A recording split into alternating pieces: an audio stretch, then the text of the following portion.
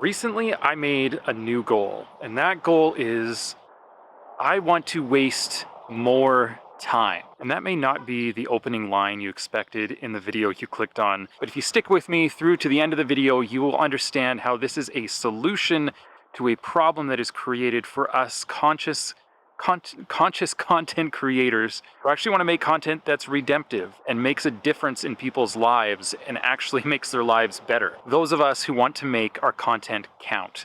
And while this is a topic that I actually wanted to talk about for quite a while now, there was a comment left on one of my videos a little while back by a longtime subscriber named Chris. Chris is one of the first 100 subscribers to this channel, and I really appreciate his thoughts when he makes a comment on a video. Now, this was a big comment. Chris covered a lot of ground, and so I'm just going to read a section that pertains to this particular video. Chris says, "As I get older and become more and more aware of how limited our time on this earth may be, I have been feeling a much stronger need to make things that bring value to people's lives and don't just entertain them and waste their time. Like, if someone is going to dedicate a portion of their short life to something that I made, I really better make sure that that thing is worth their time. And the best way I can see doing that is to make things that bring people closer to God, or at least closer to his principles for living." And that really resonated with me because I want the content, the things that I make, the things that I invest my time in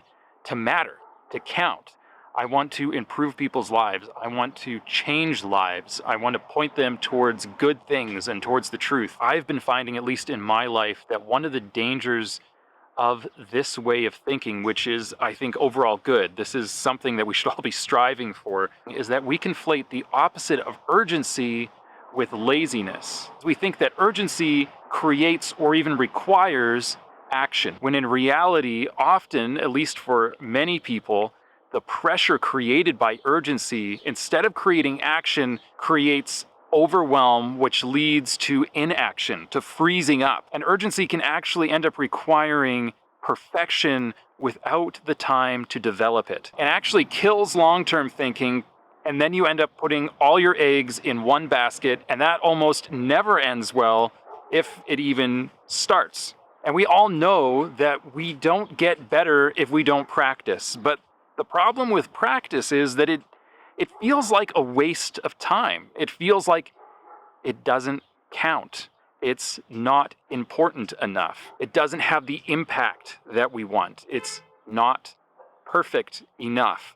Just the other day, I was hearing a statistic about Picasso. Now, Picasso is not my favorite artist, but we know Picasso for less than 100 paintings, maybe as few as 12 paintings. I probably couldn't identify more than 6 of Picasso's paintings. But Picasso didn't just wake up one morning and paint 12 famous paintings. In his lifetime, Picasso made over 150,000 pieces of art, of which he is well known for 10. 12, maybe 100 in some circles. And an example from the filmmaking world is somebody like Spielberg, who is famous for about 10 movies.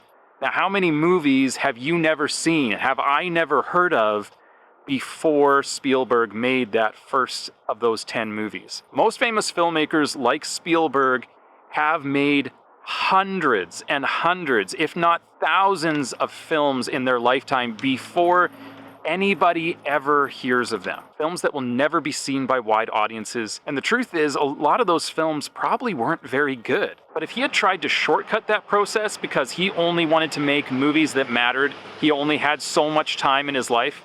You can only make so many movies in your lifetime. Gone straight to a Hollywood studio and they had somehow let him start making films, I think we all know that we would have never heard of Spielberg. It wouldn't have worked out. It would have been over before it started. And so we need to be careful and really honest with ourselves in making sure that this really good desire to make art that matters and make the most of the time that God's given us doesn't become an excuse for inaction or defending our own pride. The other day, Jill and I were watching a YouTube video, and we were really convicted because this YouTube creator rolled up his sleeve and showed us a tattoo on his arm, and that tattoo said, "My cup overflows." And if you're familiar with the Bible at all, you will recognize that as a verse from one of the most famous Psalms in the Bible. Now, this creator isn't religious in the Christian sense at all, I'm very confident, and yet he had seen something in that passage that somehow my whole life growing up in the church I had not seen. And to put me to shame, he had made it his life verse. And he went on in that video to talk about how it had transformed his life. And I had to actually stop and ask myself, do I believe that's true? Does my cup actually overflow? You may only live once, but has God given you enough? Not only enough, but abundantly more than you need, because that's the character of God. He's very generous. Has he given you enough time to do what he's called you, what he's created you to do? And that is a profoundly convicting question for me, because have I been living that way? If God has given me enough time, and not only enough time, my cup overflows, have I been living as if he hasn't given me enough time, and arranging the priorities of my life as if my time is too short? And if my cup overflows, my cup of energy, my cup of time, God's given me more than enough to accomplish what he wants me to accomplish, there's no rush. What if we've all been living in this hustle and the whole time there's been no rush? How would you live your life differently if that was true? And for me, in this last year, I made a goal. And that goal was to waste more time. And for me, that means things that I felt like were luxuries, things I had to hold off until I'd made it. Because it just never felt like there was time in the day for those things. There was so many other things that were more important to do. Things that really should be basic to everyday life. I was putting them off into the future. I was avoiding them because somehow they were getting in the way of the content that mattered.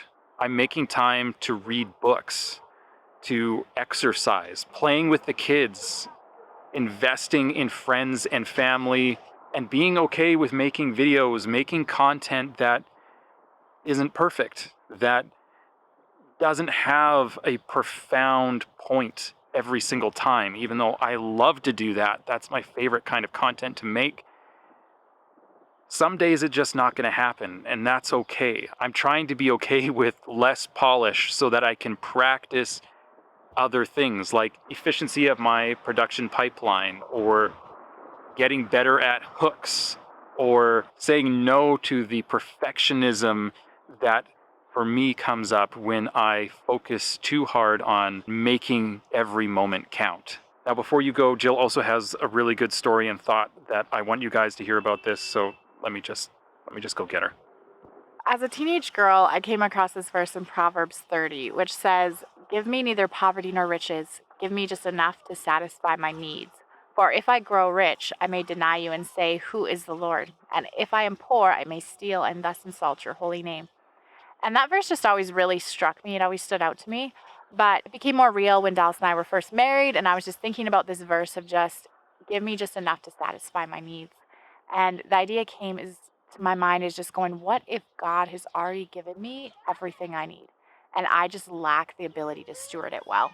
What if I don't have the wisdom on how to steward what he's already given? And even just in the Lord's Prayer where it says, "Give us today our daily bread." And I realized that I already had way more than my daily bread. So this really changed how I prayed about it. Instead of feeling like God hadn't given enough, I need more, but show me how to steward what you've already given me. This was really mentally shifting in terms of how I thought about things. And I feel like it really, really changed, because the thing is about when you're in a lack mindset, you're trying to hold on to everything. You're worried about when you're going to have more money to buy things. And so you can't get rid of it, because what if you can't afford to buy it back? And when that starts to change, when you feel like God's already given you enough, once you learn to let go, I start to feel like we had more. And I start to define what you need, what you don't need. And it really starts to give you clarity in terms of the tools that are actually valuable for what you're doing and your family. And then also just be able to become more generous, because you're not feeling like things are so tight. And I was just amazed how much just that, without changing income level, how much that really started to change my mindset. Thanks, Chris, for posting the comment that prompted this video. I really appreciate it. Thanks everybody else for hanging out with us today. If you want to keep hanging out, you can watch this video right here.